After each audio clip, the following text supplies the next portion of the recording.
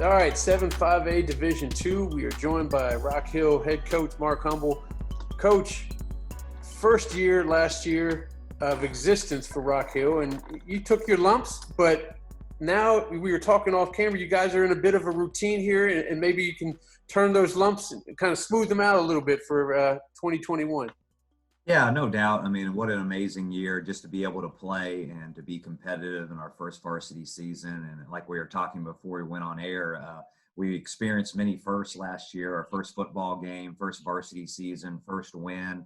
And now we're getting into the part where our kids are finally getting into a routine. Last year, we didn't have an off season. We didn't have football skills, didn't have a spring football season, didn't have a spring game, and just we're thrust right into the school year and a varsity football season.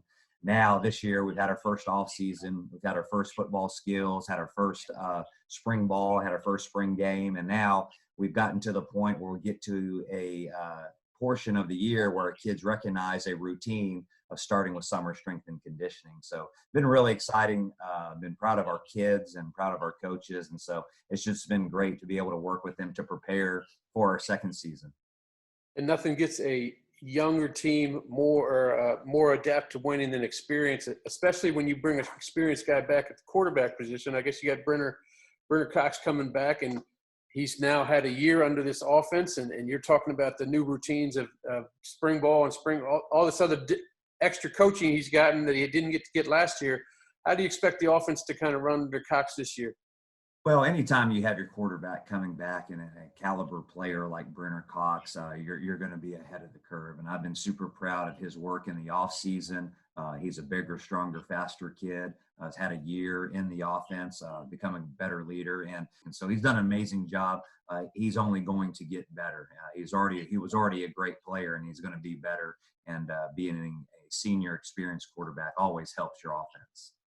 What have you seen out there during spring ball? I mean, obviously, it's come to a conclusion now, but what did you see that you liked about this team that you think has improved on from last year's season?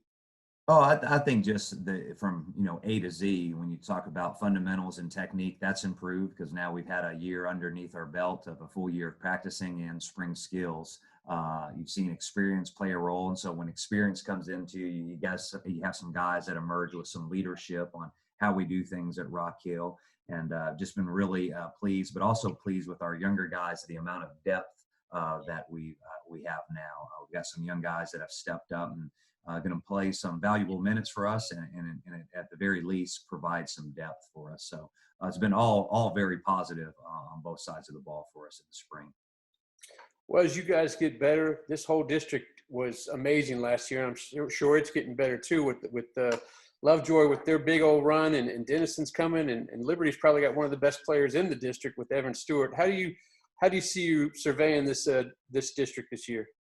Oh, there's no doubt this 19 district might be one of the most competitive, most toughest in the state. I mean, you talk about Lovejoy, you talk about Frisco Liberty, you talk about Frisco High, Denison, all those teams. I mean, and they're all going to come back better. Lovejoy's going to be better, Liberty's going to be better. I mean, 1 through 9 will all be better. And so going to be highly competitive. And I think that's what makes Texas high school football so great. It makes our district great is that we're going to have some great teams and the opportunity to play against them. We were also talking off camera. You may have gotten your feet wet here in 5A, but it doesn't look like you're going to stay here very long because of the growth that's going on out there in the Prosper area. How do you feel about possibly moving up to 6A? Is that nerve-wracking, or are you excited about everything? A little bit of both. Obviously we're focusing on the 2021 season and being prepared and having the most productive and successful season for 2021. But knowing the future and how fast our district is growing and how fast our school is growing, you're always in the plans of, okay, what do we need to do, prepare, for that jump to 6A if we go that way. And so a little bit of both, excitement, anticipation, and then also getting prepared to become and go into a bigger classification. Excellent. Well, we can't wait for this season, and like the sign says behind us, give them 3 claps. And good luck in 2021. Well, thank you. Appreciate all y'all guys' support and your coverage. We look forward to a great 2021 season.